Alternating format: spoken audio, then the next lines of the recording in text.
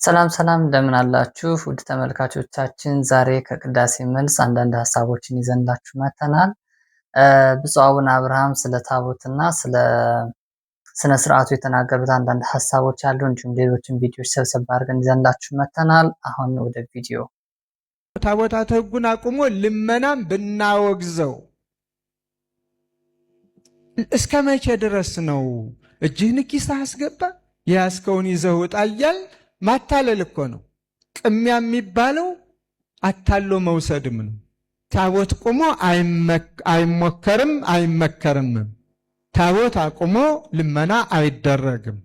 ታቦተ ሕጉ ከቆመ ዝማሬ፣ አምልኮ፣ ውዳሴ፣ ቃለ እግዚአብሔር ብቻ ይቀርባል። እግዚአብሔርን የምንለምነው ታቦተ ሕጉ ከቆመ ሰላምን ስጠን፣ ፍቅርን ስጠን፣ አንድነትን ስጠን፣ በልዩ ልዩ ችግር የሚገኙ ወገኖቻችንን እርዳ፣ ሕፃናቱን አሳድግ፣ ሕሙማኑን ፈውስ፣ የቸርነትን ሥራ አድርግ፣ ስለ ቅድስተ ቅዱሳን ስለ ድንግል ማርያም ብለን ከምንለምን በስተቀር አይደለም። ጽርሐ ጽዮን ቅድስት ማርያም ገዳም በባህር ዳር ከተማ አድባራትና ገዳማት ጨርሶ እንዲህ አይነት ነገር እንዳይሞከር መልእክትም የተላለፈበት ነው። አንዳንድ ጊዜ አዩኝ አላዩኝ ብለው የሚሞክሩ ቢኖሩ እነሱም ህዝቡም እሺ አይልም። ይህ ሐረርም በነበርኩበት ጊዜ ተግባራዊ የሆነ ነው። ታቦተ ሕግ አቁሞ ልመና የኢትዮጵያ ቤተ ክርስቲያን ድርሻ አይደለም። የኢትዮጵያ ቤተ ክርስቲያን ዓላማ አይደለም። አባቶቻችን አላወረሱንም። አባቶቻችን ያላወረሱንን ነገር መጠቀም ደግሞ ውድቀትን ነው የሚያመጣ። እንግዲህ እንደሰማችሁት ብፁዕ አቡነ አብርሃም የባህር ዳር ሀገረ ስብከት ጳጳስ ናቸው። ታቦትን አቁሞ ከመለመን ጋር ተያይዞ የተናገሩት ሀሳብ ነው ይህን ማለት ነው።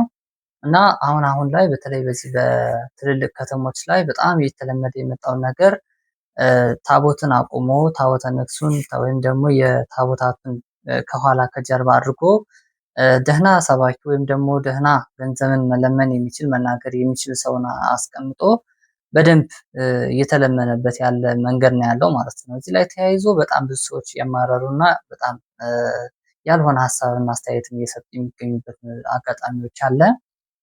አሁን ላይ የተለመደው ነገር ደግሞ ሁላችሁም ሚካኤል የምትወዱ ክርስቶስን የምትወዱ እግዚአብሔርን የምትወዱ እጃችሁን ወደ ላይ ይባላል። እጃቸው ሁሉም ወደ ላይ ያደርጋሉ። ያው ምክንያቱም ህዝቡ ክርስትናቸውን ይወዳሉ፣ መምህራኖቻቸውን ያከብራሉ፣ አውደ ምሕረት ላይ የቆመውን ሰው በደንብ ያከብራሉ ማለት ነው። ከዛ ጋር ተያይዞ እጃቸውን ያወጣሉ። እያንዳንዳችሁ አሁን ወደ ኪሳችሁ ግቡ ይባላል ማለት ነው። ሰው ወደ ኪሱ ይገባል። ከዛ ኪሳችሁ ውስጥ ያገኛችሁትን አውጥታችሁ የተዘረጋው ምንጣፍ ላይ ጣሉ ብራችሁን የሚባል ነገር አለና እዚህ ጋር ተያይዞ በጣም ብዙ ክርስቲያኖች የተማሩበት ያሉ ጉዳይ ነው። ልጆች አሳዳጊዎች አሉ፣ ሳይፈልጉ መስጠት የሚፈልጉ ክርስቲያኖች የሉም። እና እዚህ ላይ በደንብ ቤተክርስቲያኗ ብትሰራበት እላለሁ። ሁለተኛው ላይ ደግሞ ታቦተ ሕጉን ይዘው የሚቆሙት ካህናት በጣም ነው የሚደክማቸው። ምን አለ መሰላችሁ፣ እኛ አሁን የለበስነው ልብስ አለ፣ ከዛ በላይ ደግሞ ልብሰ ተክህኖ አለ፣ ከዛ ደግሞ ታቦትን የተሸፈነበት መጎናጸፊያው ደግሞ አለ። እሱን ይዞ መቆም በራሱ ለረጅም ሰዓት ሲቀድስ ያደረ ካህን ቅዳሴውን ሙሉ ለ2 ሰዓት ለ3 ሰዓት ቆሞ ቀድሶ ከዛ ደግሞ ለስንት ደቂቃ ለስንት ሰዓታት ታቦትን ተሸክሞ መቆም በጣም የሚያደክም ነገር ነው እና እዚህ ላይ ቶሎ ስብከቱ ብቻ ቢሰጥ እንደ መፍትሄ ደግሞ የማስበው ነገር ወይም ወንጌሉ ተሰብኮ ካለቀ በኋላ ዑደቱ ቢደረግ የማክበር ስነስርዓቱን ማለት ነው እና የገንዘብ ሂደቱን ደግሞ ለማስቀረት ቤተክርስቲያን ላይ ከልመና ለማውጣት ከምናደርጋቸው አንድ ሁለት ቲፖች ልንገራችሁና እነዚህ ነገሮች ተግባራዊ ብናደርግ ምናልባት ከዚህ ነገር እናወጣታለን ብዬ አስባለሁ ማለት ነው። የመጀመሪያው ያሰብኩት ነገር ምን መሰላችሁ? እኛ ምዕመናን አስራትና በኩራታችን በስነ ስርዓት ብንከፍል ለቤተክርስቲያን የሚገባትን ካለችን ከተወሰነችው አትርፈን ብንሰጥ ከእንደዚህ አይነት ልመና ቤተክርስቲያን እናደጋታለን ብለን እናስባለን። ምክንያቱም አሁን ላይ ሰው እና ፈቅዶ ቤተክርስቲያኖችን ገንዘብ አዋጥቶ ቤተክርስቲያን ብዙ ጊዜ አይሰራም።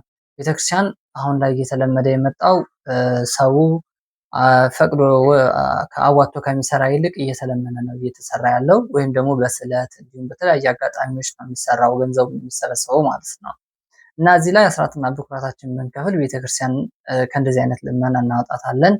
እንዲሁም ደግሞ ራሳችን ከሚያስገመግመን ከሚያሰድበን ነገሮች እንሰውራለን ማለት ነው። ሁለተኛ ሀሳብ ደግሞ በጣም በአንዳንድ አብያተ ክርስቲያናት በጣም የተደራጁ የግል ትምህርት ቤት ያላቸው ትልቅ ህንፃዎችን በቤተክርስቲያኑ አካባቢ አሰርተው ለባንክ ለተለያዩ ነገር ያከራዩ አሉና እነዚህ ቤተክርስቲያኖች ለካህናት ደሞዝ ከከፈሉ በኋላ እንዲሁም ደግሞ ለሚያስፈልጋቸው ካደረጉ በኋላ ባንክ ቤት ከሚያስቀምጡት አዳዲስ ለሚሰሩ ቤተክርስቲያኖች አዳዲስ ለሚመጡ አገልጋዮች ያንን ገንዘብ ቢሰጡ ማለት ሰንሰለታዊ ተዋረዱ ስለሆነ አንዲት ቤተክርስቲያን እስከሆነች ድረስ በቅዱስ ሲኖዶስና በጠቅላይ ቤተ ክህነቱ ትእዛዝ መሰረት ወደ ታች እየተወረደ ወደ ገጠር ላሉት ቤተክርስቲያናት ጧፉ ገንዘቡ ቢላክና ዛ ቤተክርስቲያኖች አገልጋዮች ቢበረክቱ ክርስቲያኖች በዛ ባይገፉ እንላለው። ከሰሞኑ እንግዲህ በጣም ብዙ አብያተ ክርስቲያናት ቀሳውስቶች መስቀል ይዘው እየተንበረከኩ የሚለምኑ በዚህ በሶሻል ሚዲያው እያየን ነበረ እና ለዚህ መፍትሄ እንዲሆን ይህንን ብናደርግ ላለው ማለት ነው። ሌላኛው ደግሞ ለቤተክርስቲያን የሚያስፈልጋት ወንጌል ነው። በዋናነት ህዝቡ የሚሄደው ወንጌል ተምሮ እንደዚህ አይነት ነገሮች እንዲያደርግ ነው እንጂ ብዙ ጊዜ ገንዘብ የተጠየቀ ረዥም ሰዓት እንዲወሰድ ምናምን አይፈልግም ህዝቡ። ስለዚህ ማድረግ ያለብን የወንጌል በዛ መድረክ በዛ ወደ ምህረት የወንጌል አርበኞች፣ የወንጌል ምሁራን፣ የወንጌል ሊቃውንት መቆም አለባቸው እንጂ ስለ ፋይናንስ እና ስለ ገንዘብ የሚያወሩ አፈጮሌዎች መቆም የለባቸውም። ምክንያቱም አሁን ላይ የተለመደው ምንድነው አንድ የአጥቢያ ቤተክርስቲያን አስተዳዳሪ የሆነ በጣም ገንዘብ የማሰባሰብ አቅም ያለው አንድ ሰባኪ ወይም ደግሞ ተናጋሪ ያመጡና ከዛ ስለ ቤተክርስቲያኑ እያወራ በዛውም ገንዘብ እንዲሰበስብ ከዛው ከተሰበሰበው ገንዘብ ደግሞ የተወሰነ ለሱ እንዲሰጠው ለኮሚሽን እንደማለት ነው በዘመናዊ አገላለጽ። እና ይህን ነገር ቢቀር ላለው እስኪ ሌላኛው ቪዲዮ እና ሌላ ሀሳቦች ደግሞ እንሰጣለን። በፍጥነት በሚሄድ ቴክኖሎጂ፣ በፍጥነት በሚሄድ ሚዲያ፣ በፍጥነት በሚሄድ የሙዚቃ ኢንዱስትሪ፣ በፍጥነት በሚሄድ የፊልም ኢንዱስትሪ፣ በፍጥነት በሚሄድ የዝሙት ኢንዱስትሪ እየፈጠነ ነው። ዓለም ስራዋን እየሰራች ነው። የመጠጡ አይነት ከሺህ በላይ ነው። በፍጥነት መጠጡ በስቷል፣ ዝሙቱ በስቷል፣ ጭፈራው በስቷል። ሰውን ና ብሎ የሚወስደው ሰረገላ ብዙ አይነት ነው። ምንድነው ማድረግ ያለብን? በሰረገላው ፍጥነት መሮጥ አለብን። መራገም አይደለም። ይሄ የማይረባ ትውልድ ማለት ነው። አገልጋይ በሰረገላው ፍጥነት መሮጥ አለብን። አመልጠውናል። አሁን እኛ በእኛ እድሜ እንኳን የእኛ ታናሾች የሚያወሩት ወሬ አይገባን። ትውልዱ እኮ ሄዷል እኮ ጥሶን እኮ ሄዷል ብለህ ከምትቆም ሩጥ እናድረስበት። እንደ ፊልጶስ መሮጥ ማለት ፊዚካሊ መሮጥ ማለት አይደለም።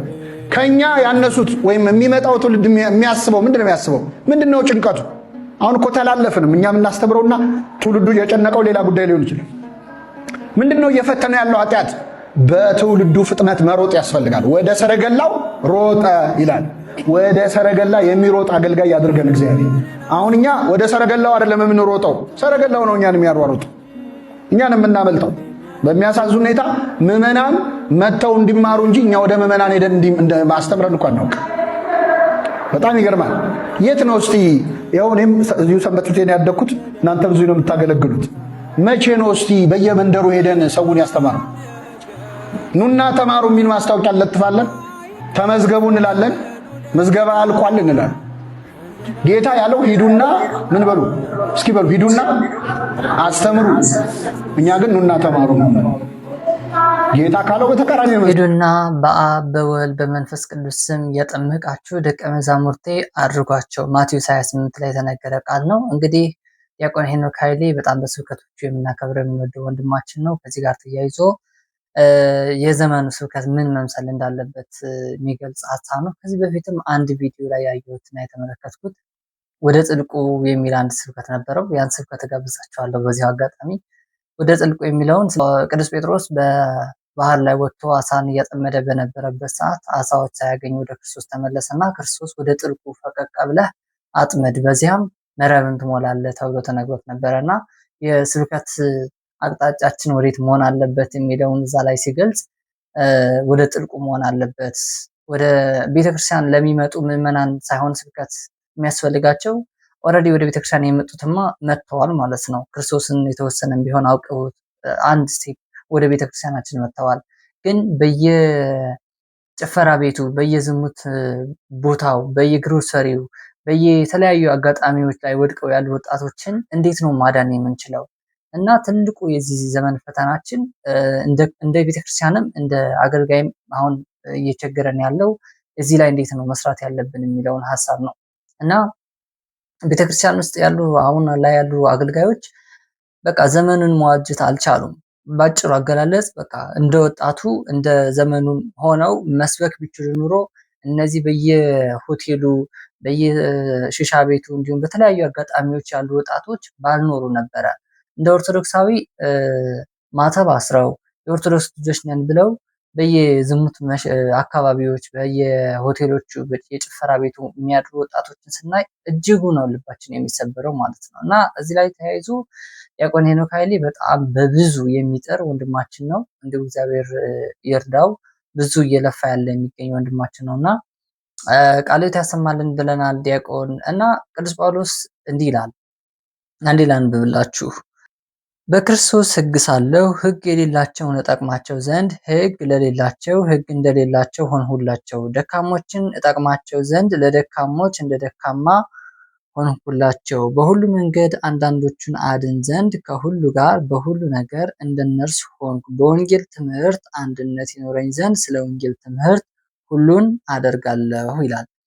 እንግዲህ ይህ ቃል የሚገኘው ወደ የቅዱስ ጳውሎስ መልእክት ወደ ቆሮንቶስ ሰዎች አንደኛ ምዕራፍ 9 ቁጥር 22 ላይ የተነገረ ቃል ነው ማለት ነው። እንግዲህ ቅዱስ ጳውሎስ እንደተናገረው በክርስቶስ ሕግ እያለው ሕግ እንደሌላቸው ሆንኩላቸው። በሁሉ ነገር ስለ ሁሉ ነገር አረማውያን ወደ ክርስትና ለማምጣት ያደረገው የመመሳሰል ነገር ነው ማለት ነው። አሁኑ ዘመን መምህራን በዚህ ልክ መስራት ይኖርብናል። ቅዱስ ጳውሎስ በሰራበት ልክ በየሆቴል ቤቱ በየጭፈራ ቤቱ ያሉ ክርስቲያኖችን ለመታደግ መግባት ያለብንን ቦታ ሁሉ ገብተን የማይመጥንን ቦታ ሁሉ ልክ ሕግ በክርስቶስ ሕግ ያለኝ ሲሆን ሕግ እንደሌላቸው ሆንኩ እንዳለው የቤተክርስቲያን ክብራችን የቤተክርስቲያን ማዕረጋችን ሳይበግረን በየሆቴል ቤቱ በየጭፈራ ቤቱና በየሱስ ቤቱ ያሉ ልጆችን ለመታደግ በዚህ ልክ መስራት ይኖርብናል ብዬ አስባለሁ እንደ ቤተክርስቲያን። እና በዚህ ላይ የምታግዙ አንዳንድ ወጣቶች ካላችሁ ኮንታክት አድርጉን፣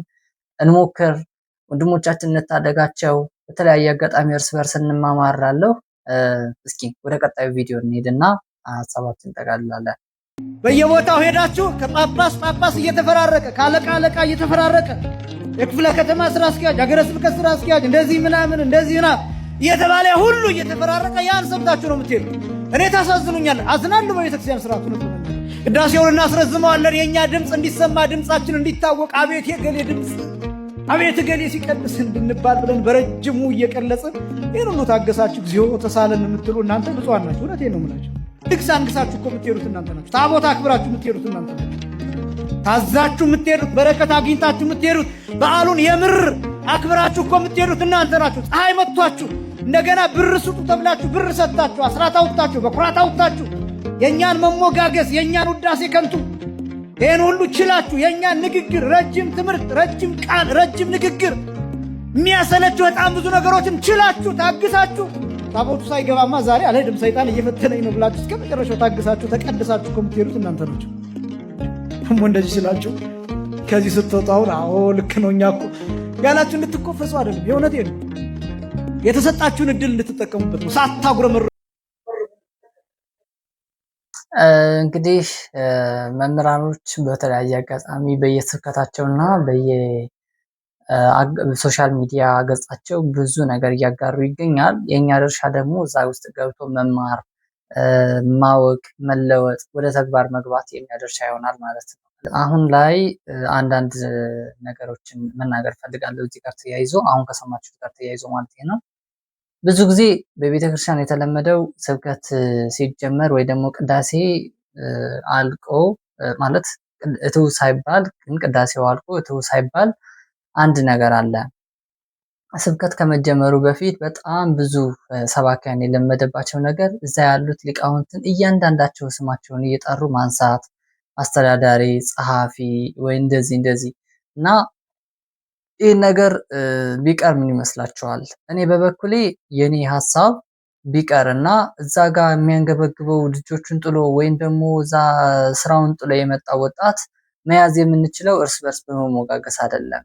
የመንጋው ጠባቂ ብፁዕ እንትና መምህር ገሌ የዚህ ቤተክርስቲያን ዋና አስተዳዳሪ፣ ዋና ጸሐፊ፣ ሊቀ ሊቃውንት እንትና እንትና እንደዚህ አይነት ነገሮች ወጣቱን ማስተማር አይችሉም ነው። መሞጋገስ ካለብን ምንሞጋገሰው ታቦተ ሕጉን አስገብተን ህዝቡን አሰናብተን እቱ ካልን በኋላ መሞጋገስ እንችላለን፣ እንደ መሞጋገስ ሱሰኞች ከሆንን ማለት ነው። እና በትክክል ማስተማር ያለብን ወደ ወንጌሉ ነው መሄድ ያለበት። ቅዳሴ ደግሞ አንድ ሐሳብ ነበረ፣ እንዲያውም አንዳንድ ሰዎች የነገሩኝ ነበረ። አሁን ላይ ቅዳሴ የሚገባው ብዙ ጊዜ 11 ሰዓት ላይ ነው። ልክ 11 ሰዓት ሲሆን ቅዳሴ ይገባል በአብዛኞቹ አብያተ ክርስቲያናት ማለት ነው። እና ይህ ላይ ሰዎች ወይም ምዕመናን ከቤታቸው ተነስተው ወደ ቤተክርስቲያን የሚሄዱበት ሰዓት በጣም ሌሊት የሆነ አካባቢ ማይመች ይሆናል፣ ወይም ሰፈሩ ትንሽ ጨለማ ይሆናል ምናምን እና ለቅዳሴ ሌሊት ላይ ተነስቶ ለመሄድ በጣም አዳጋች የሆነብን ነው። እዚህ ላይ ቢሰራበት የሚመለከተው የቤተክርስቲያን አገልጋዮች አስተዳዳሪዎችን የሚመለከት ነው እና ጠዋት አጉል የሆኑ ነገሮችን ይሄ ሙገሳውን አጉል የሆኑ የገንዘብ ልመናዎችን እንደዚህ አይነት ነገሮችን እያስረዘምን እንትን ከምንል ቅዳሴው ወደዚህ ወደ 12 ሰዓት ገብቶ ቶሎ ቶሎ ተቀድሶ ሰዎች ምዕመናን ስብከቱን ብቻ አድምጠው ቶሎ ወደ ቤታቸው ቢመለሱ። ምክንያቱም ሁለት ነገር ነው ያለው እዚህ ጋር። አንደኛ ቅዳሴው ጠዋት ይገባል። ሁለተኛ ቅዳሴውን ለማስቀደስ በጠዋት እንደምንም እንኳን ብለው ተጋፍተው የሄዱ ምዕመናን ውርጭ አድሮባቸው በርዷቸው ጠዋት ደግሞ ድጋሚ ፀሐይ ሲፈራረቅባቸው በራሱ ሌላ ነገር ነው እና ህዝቡ የማያሰለች ቢሆን እና ይሄ ሙገሳውን አጉል የሆነ ነገር ብናስወግደው እላለሁ። እንደ ቤተክርስቲያን ሰላም ለቤተክርስቲያናችን ይሁን፣ ሰላም ለሀገራችን ይሁን። ይቆየን። ወስብሐት ለእግዚአብሔር። ቀጣይ ቪዲዮ እስክንገናኝ ድረስ እግዚአብሔር ሰላም ያሰንብተን። ቻው።